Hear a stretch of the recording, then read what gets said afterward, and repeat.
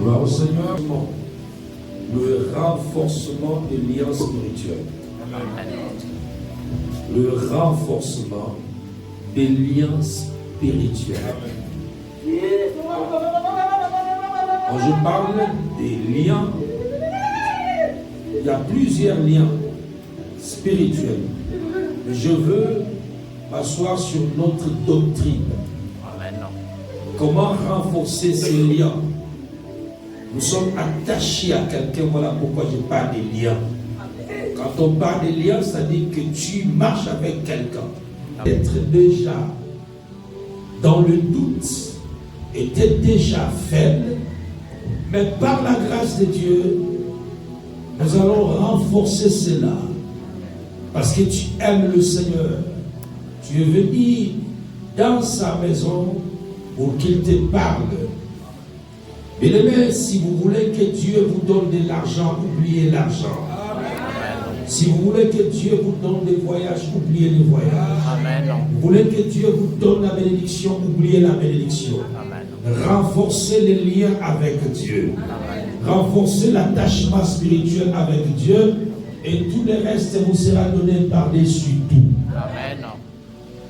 Quelqu'un posera la question, j'ai beaucoup prié, mais je constate que ma vie tourne en rond. Peut-être tu attendais de la manière dont le Saint-Esprit ne veut pas. Amen. Alléluia. Amen. Avant de rentrer dans notre enseignement ce matin, le Saint-Esprit me pousse à renforcer votre lien spirituel en vous disant d'oublier d'abord l'argent, d'oublier d'abord vos vies et de chercher d'abord Jésus de Nazareth. Amen.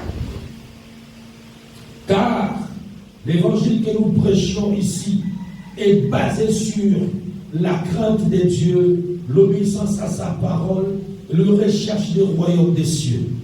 Car toutes ces choses de la terre vont passer, mais le royaume des cieux restera éternellement. Amen. Voilà pourquoi Jésus-Christ dans les évangiles, quand nous lisons, nous voyons partout où il a prêché, il n'a jamais béni quelqu'un financièrement. Et je me pose des questions.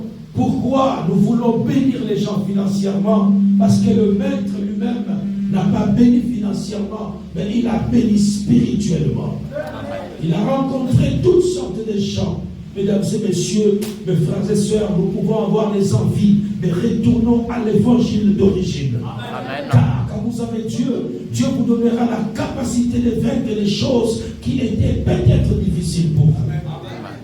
Quand je lis ma Bible, à chaque fois que je vais ouvrir ma bouche pour parler de la part du Seigneur, le Seigneur me dit, retourne à l'arrière, pense à l'appel que j'avais fait à tes oreilles. Comment est-ce que j'avais fait alliance avec toi? Ce n'était pas l'alliance de l'argent, mais c'était l'alliance de la spiritualité. Amen. Et quand je lis la parole du Seigneur, depuis Matthieu, dans tous les évangiles jusqu'à Jean, je n'ai pas vu où Jésus a dit à quelqu'un, tu seras riche.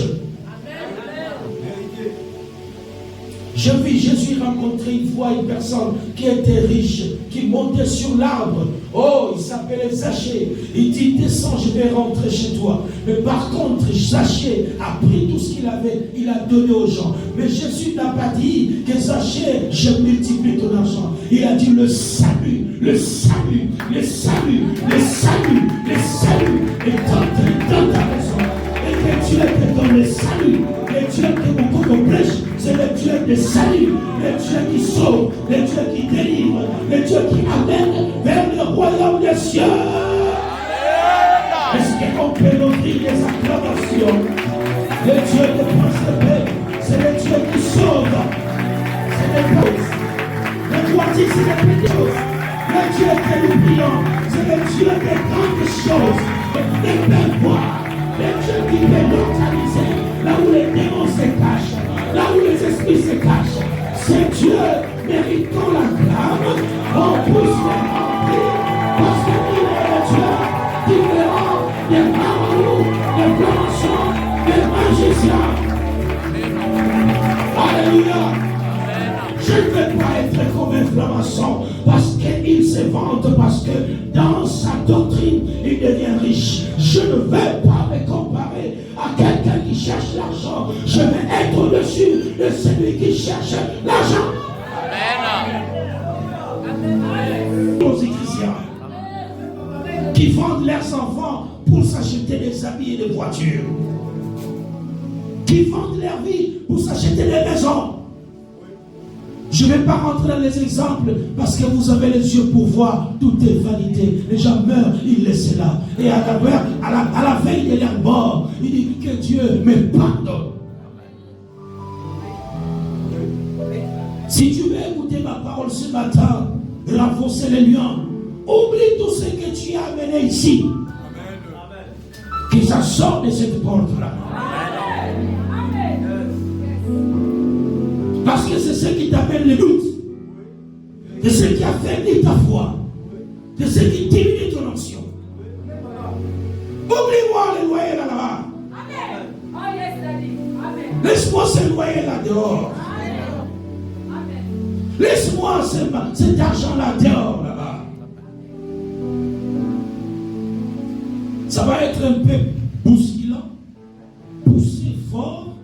Ça va te secouer. Mais ça va t'aider. Ça va t'aider. Il y a des gens qui ne dorment pas, qui pleurent.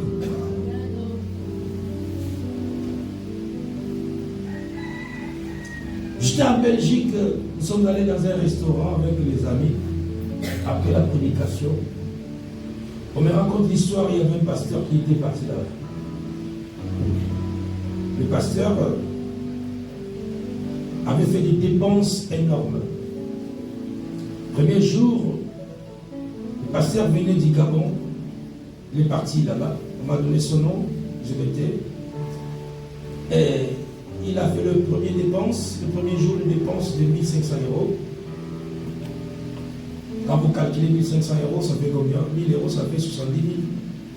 500 €, ça va vous faire peut-être 3 350 000. Donc presque 1 million. Il porte beaucoup de portes.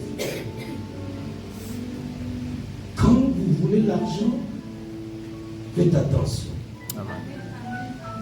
La Bible dit l'or et l'argent appartiennent à l'Éternel, car il donne à qui il veut.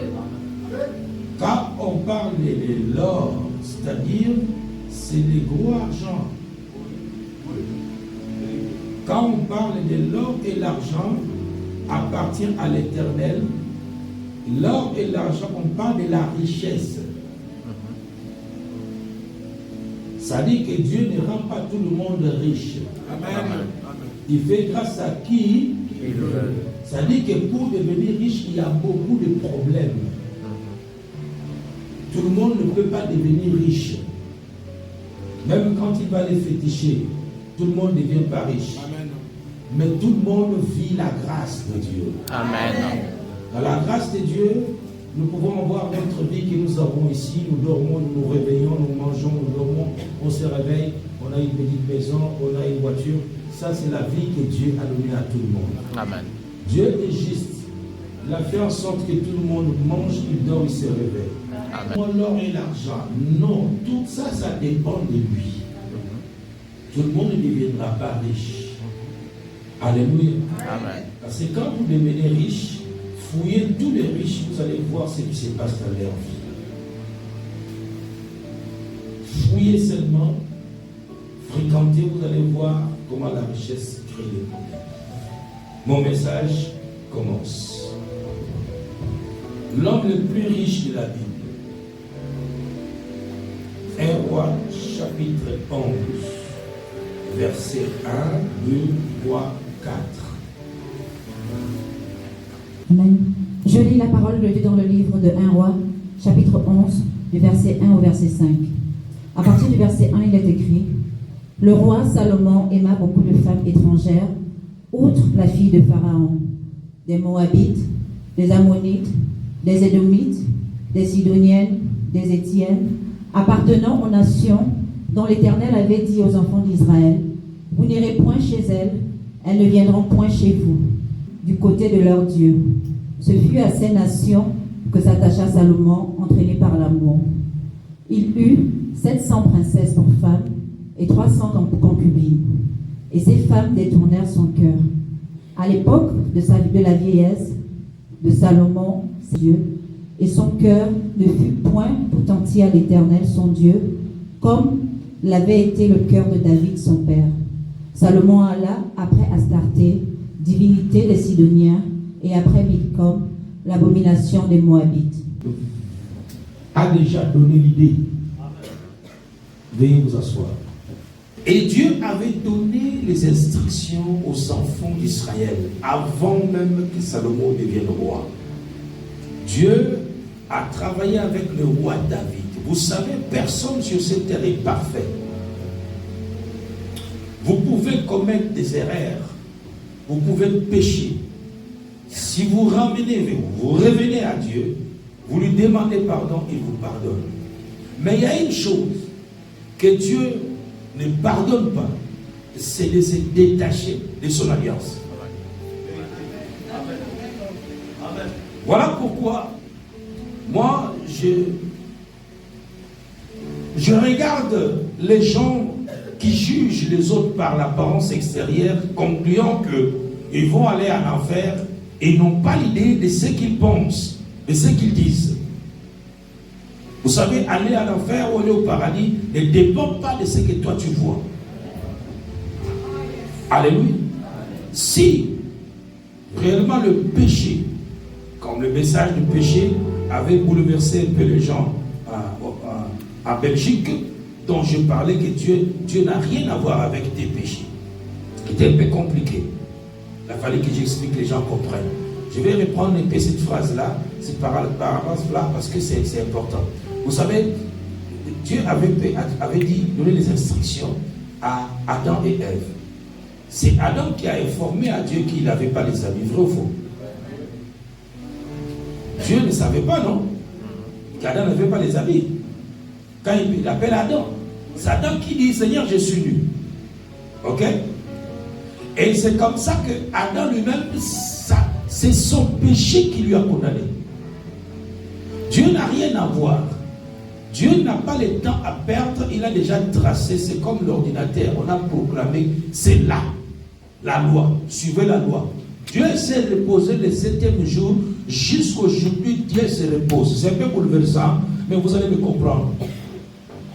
Dieu s'est reposé. Dieu nous a laissé le libre arbitre. C'est-à-dire que le plan est déjà tracé.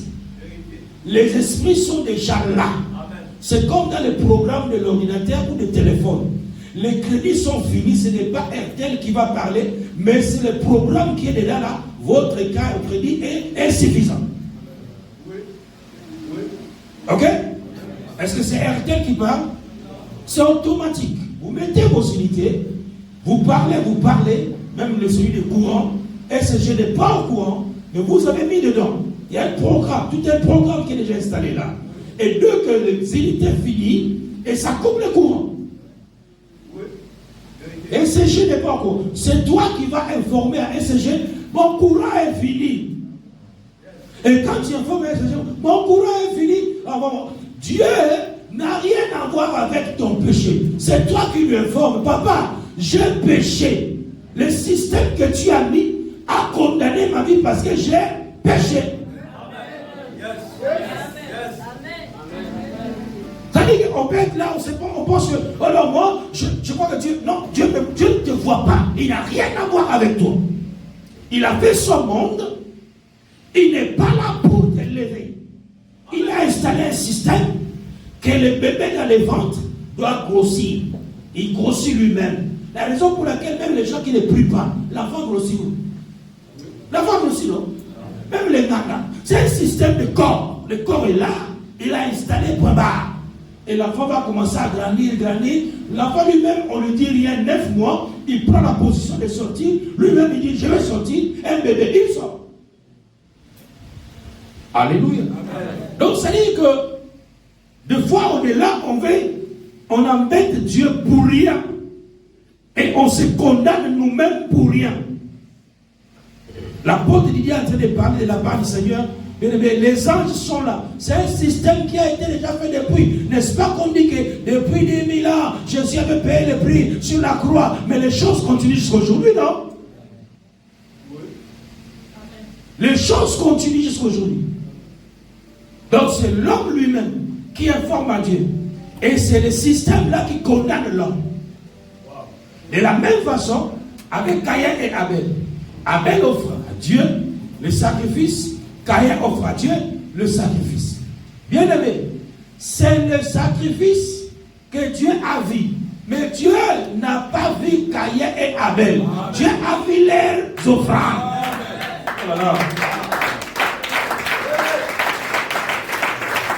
Qui est déjà fait. Ce qu'il a dit, je vais plus descendre pour voir le plus. Mais c'est quoi? J'ai créé cette offrande. Il envoie par la voix. Non, cette offrande, j'ai agréé ça. Et par la voix, Caïn a entendu que l'offrande n'a pas agréé. Mais il n'a pas vu Dieu, mais il a entendu. L'offrande qui a parlé à Dieu, c'était un système qui était déjà fait depuis. Et regardez maintenant, Caïn tue son frère Abel. Ok?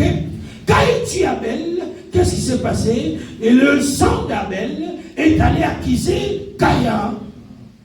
Dieu n'a pas vu Caïn, Dieu n'a pas vu Abel, mais Dieu a vu son sang. Il n'a même pas vu ce sang, mais il a entendu la voix du sang. Dieu ne me voit pas, mais Dieu voit les actes spirituels qui est à moi, my God. Renforcement des systèmes spirituels. Dieu ne me voit pas, mais il voit les actes spirituels que je pose. C'est ces actes qui font les actions.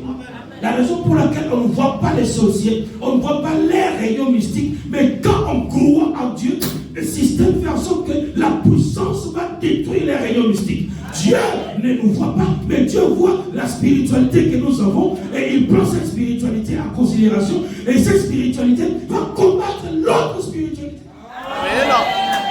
Est-ce que tu peux accorder Jésus?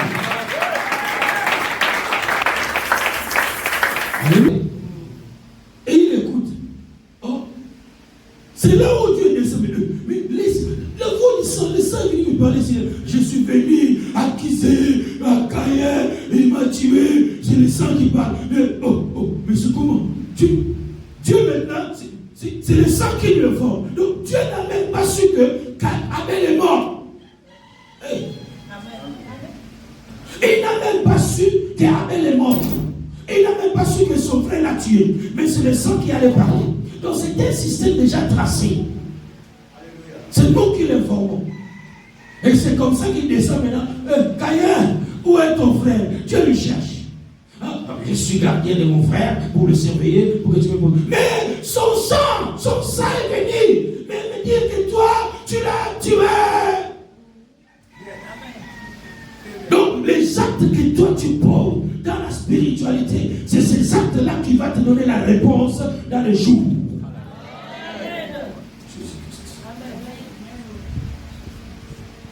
Voilà, on nous parle d'un système installé déjà par Dieu, comme celui de la SG, le téléphone de RTL que je parlais. On nous parle d'un système que Dieu avait installé. Le système était quoi? Le système était que vous n'allez pas vous associer avec les dieux étrangers, les dieux des Sidoniens, les dieux des Éziens, les Éviens, les Ammonites, les Moabites.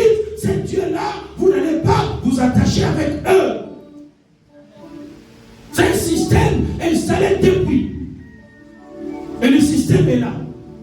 Et l'être humain, comme il pense que Dieu dort ou Dieu ne voit pas, parce que tout est simple, comme on a chosifié, on a en fait habitué les péchés avec nous, c'est devenu coutumier, et on pense que Dieu ne me voit pas. Il n'a jamais volé hier, mais il ne m'a rien fait. Jamais touché, mais il ne m'a rien fait. C'est qu'il ne voit pas. Et les gens continuent à faire du mal. Or, c'est un système. C'est un système. Et il a donné l'instruction à David que de génération en génération, vous n'allez pas vous associer avec des dieux étrangers. Ces dieux-là, des mondes, des ténèbres, comme je peux dire. Et c'est comme ça que David Bien qu'il avait aussi des péchés, il y a une histoire bizarre de David. Je crois que maman avait prêché ça ici, là, quand il a pris la femme de son serviteur Élie. Malgré ça, David reste l'homme selon le cœur de l'Éternel. Vous comprenez? Il y a une petite punition là. Mais la chose qui était, parce que c'était les faiblesses de la chair. C'était les faiblesses de la chair, après moi ça va passer, la personne va se fatiguer, va laisser. Mais il y a une chose qui ne se détache pas de la personne, c'est l'alliance. C'est l'alliance, ça ne se détache pas de la personne. Voilà pourquoi Dieu a installé le système que vous ne devez pas aller là-bas. Ne vous associez pas avec eux. Et Salomon, qu'est-ce qu'il lui fait? Il a vu que bon, c'était simple. Il épouse les femmes de ces nations-là que Dieu avait interdites. Et puis Dieu a précisé, au verset 3, il dit, il eut 700, Salomon, il eut 700 princesses pour femmes et 300 concubines, et ces femmes détournèrent son cœur. Vous voyez la richesse là où vous amène? Toi, tu dois avoir l'argent. Je suis avec toi ici. Quand tu auras l'argent et le courage de me dire, papa, j'ai l'argent, voilà les œuvres que j'ai fait avec l'argent. Ne fais pas des tapages inutiles. J'ai des petits ici, là, qui ont eu de l'argent ici à l'église, surtout les jeunes frères, qui sont allés gaspiller l'argent n'importe où. Après, ils se retournent mes vies. Et voilà, il a gaspillé l'argent. Il détruit l'argent. Et apprenant ces femmes, et ces femmes ont détourné le cœur de Salomon. Parce que Dieu regarde le cœur. Son problème, c'est son système. Que toi, tu ne dois pas te détourner de l'alliance que tu as fait avec Jésus-Christ.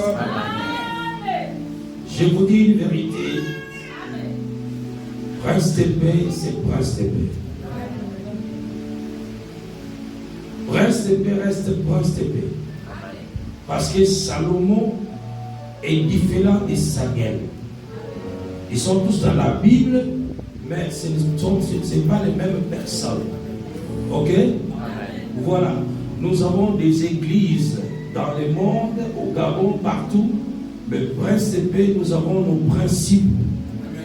Prince de paix reste prince de paix. Si tu vas essayer de comparer Prince de paix avec une autre église, c'est que tu es sorti de l'alliance de Didier Moukoko. J'ai confiance à ces dieux de cette alliance à cause de l'expérience que j'ai eue avec lui, l'histoire que j'ai écrite avec lui.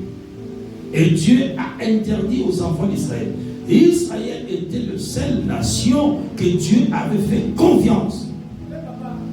Regardez-moi les nations. Il y avait beaucoup. On cite ici là, les Noirs. On dit qu'il aimait même la fille des pharaons. Vous connaissez l'histoire des pharaons? Pharaon qui était ennemi à Israël. Et Salomon va aimer la fille de Pharaon. Et il aime la vie des Édomites, les Sidoniens, les Essiens. Toutes ces nations-là, les seigneurs ne les considéraient pas. Oui, il y a Dieu, oui, d'accord, partout au Gabon. Mais moi, je sais que Dieu considère Prince de paix. Point barre. Point barre. Je crois en moi-même. Point barre.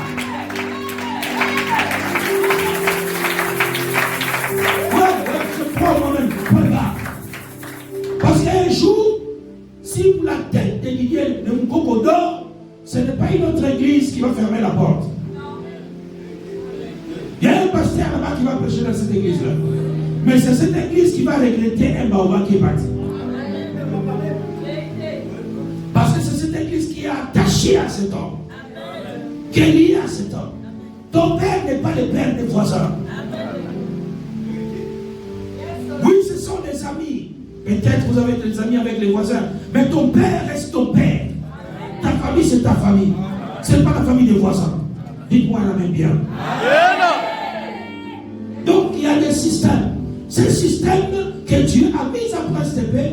Le diable essaie un peu de détourner ça, mais nous allons renforcer ça. On va renforcer ces liens, on va renforcer cette alliance, on va renforcer cette foi, cette croyance, on va renforcer ça.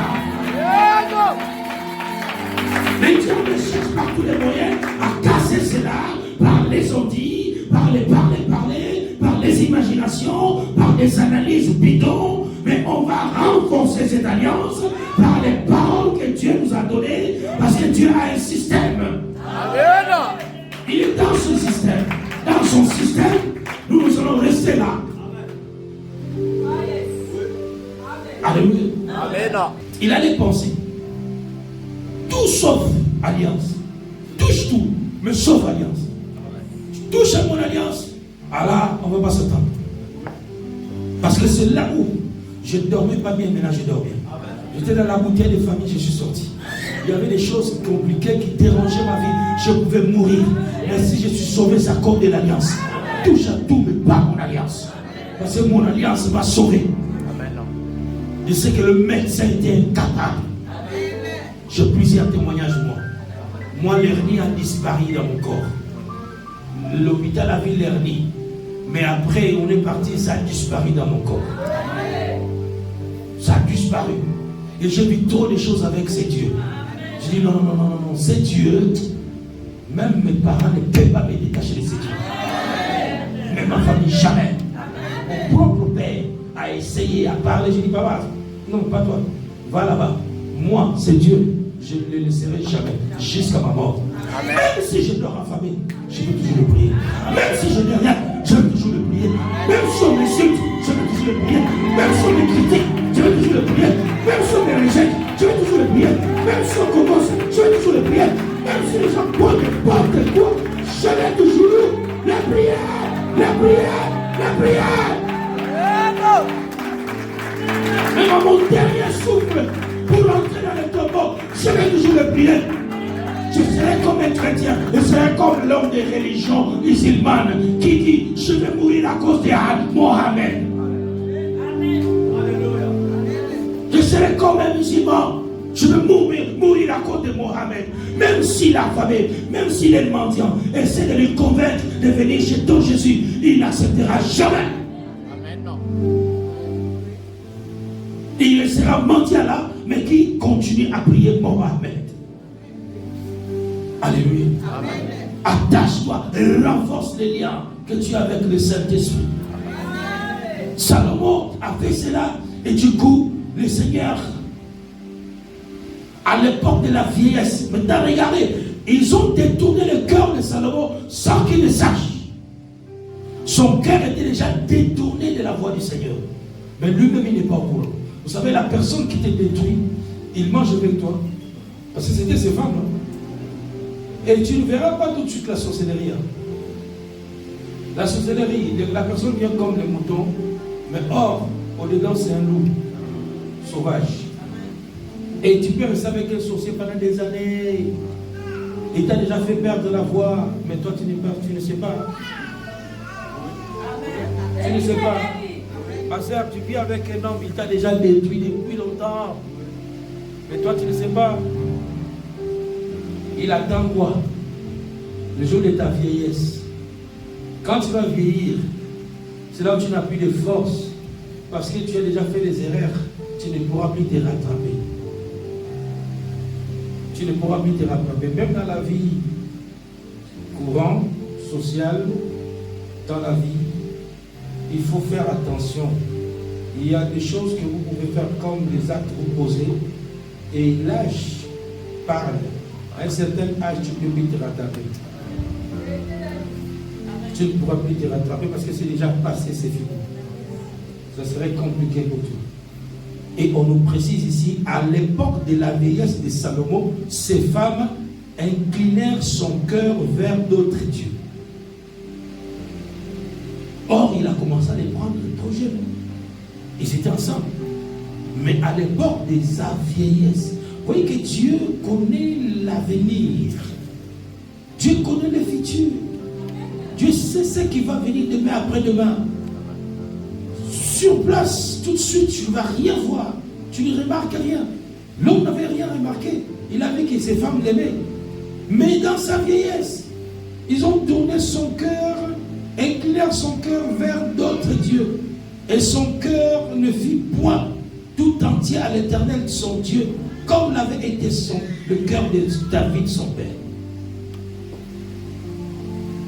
Petit à petit, ma soeur, tu vois, Accompagne-moi un peu. Ma soeur, tu vois, accompagne-moi. Petit à petit, l'Internet va t'enlever de prince de paix. Internet, dans le monde entier. C'est le même genre qui l'incite aujourd'hui. Hein. Dites-moi maintenant, vous avez cru par rapport à ce qu'il disait ou vous avez eu la foi en Dieu? Ayez la foi en Dieu, pas à un homme. Amen. Ne croyez pas ce que les gens disent. Ne croyez pas ce que vous voyez que les gens font. Croyez à un Dieu qui est dans votre cœur. Amen.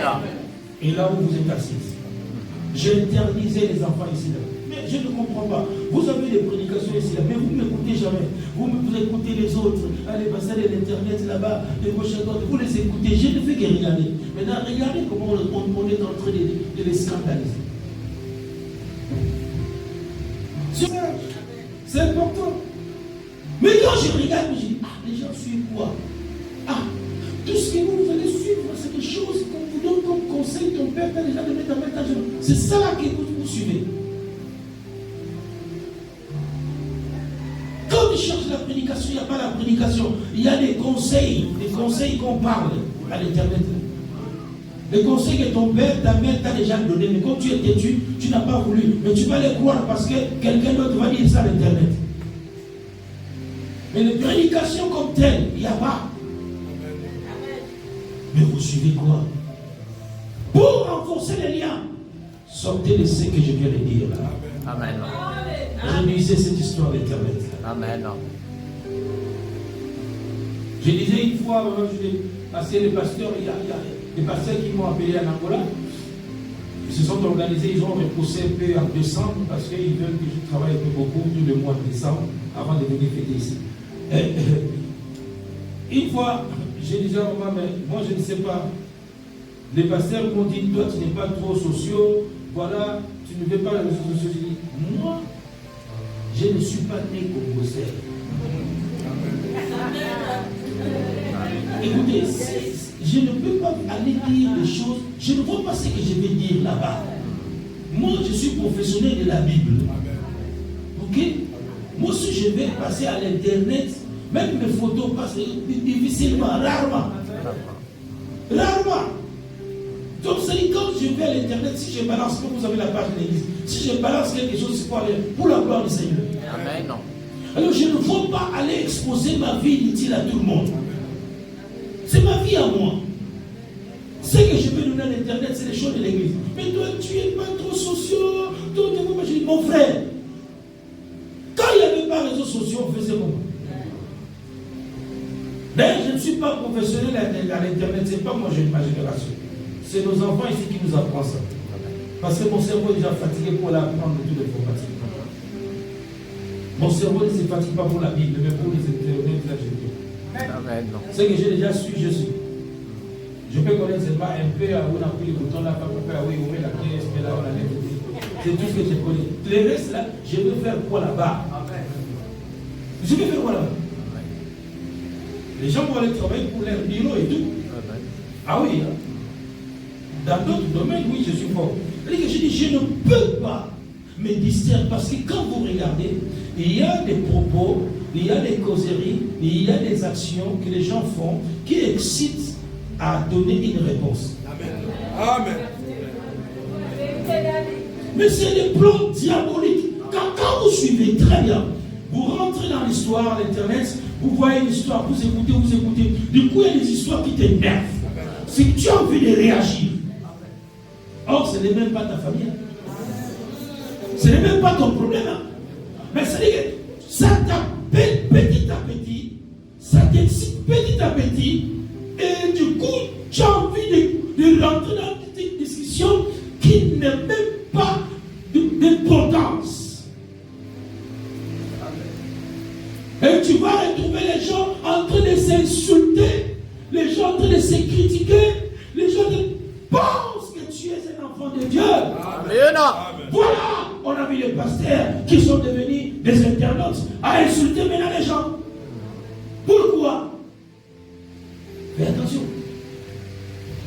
Tu as trop donné, les gens vont commencer à t'insulter, alors, et tu vas te mettre là aussi à les répondre. Tu sors de la parole de Dieu. Au sang. Je ne peux pas vouloir, Je ne peux pas prêcher sorti de l'évangile. Il y a des messages qui commencent à se prêcher pour répondre aux gens. Les messages se prêchent maintenant, c'est la concurrence, des pamphlets. Tu vois, le pasteur, il lance un pamphlet. Tu vois, le pasteur, il fait concurrence à l'autre. Tu vois, le pasteur fait corriger celui-là. Mais parce que vous avez créé ces discussions, oh, c'est lui qui a créé l'Internet, il sait pourquoi il a créé. C'est pour faire des grandes choses, avoir de l'argent. C'est pour faire des grandes choses, avoir de l'argent, beaucoup. Voilà, petit à petit, l'oiseau fait son. Petit à petit, la sorcellerie gagne la place. Petit à petit, l'envoûtement gagne la place. Petit à petit, les doutes viennent. Petit à petit, les questions viennent de la tête. Est-ce que je peux m'en sortir? Est-ce que Dieu agit? Petit à petit. Alléluia. Voilà pourquoi Dieu, pour nous sécuriser, il a installé un système. Restez dans mon alliance. N'allez pas chez les Ammonites. Parce que Dieu qui est Dieu, il dit, on va détourner vos cœurs. Comment est-ce que Dieu qui est avec moi, il peut me protéger, il peut me donner la force, mais il sait que malgré sa divinité, il sera dans l'incapacité de te protéger contre ces gens-là qui vont détourner ton cœur. Ah oui, il dit n'allez pas là-bas. Ils vont détourner votre cœur à d'autres dieux. Lui qui est puissant, lui qui est Dieu. Mon ami, si tu vas vers la sorcellerie, on va te gagner là-bas. Et tu vas revenir ici. On va souffrir pour te délivrer. Ça serait difficile. Ça serait difficile parce qu'il y a un avertissement qu'il a donné lui-même. Il dit, on va détourner votre cœur. Il y a des choses que Dieu ne peut pas faire. Il y a des délivrances que Dieu ne fera pas. Il ne pourra pas le faire. Parce que voilà pourquoi il donne les instructions. Il dit, faites attention. Arrête d'écouter, écoutez partout. Arrête. Reste là dans ton couloir. Dieu est avec toi, il agira. Alléluia. Amen. Ils détourneront votre cœur à l'époque de la vieillesse de Salomon. Et les femmes là inclinèrent son cœur vers d'autres dieux. Et son cœur ne fut plus tout entier. On parle tout entier là. Tout le cœur est sorti des princes des pays. Tout le cœur est parti. À cause de quoi? Écoutez. À cause de manger partout. Voilà. Et comme était le papa David, Dieu fait toujours mention à lui. Et Dieu se souvient toujours de David. Il dit, mais Salomon, ce qu'il a fait, c'est pas bon. Alors, écoutez, quand nous lisons bien, selon nous les humains, on va dire qu'entre Salomon et David, celui qui était mauvais, c'était David parce qu'il avait tué Iri. Hein? Celui qui a assassiné, c'est David, non? N'est-ce pas?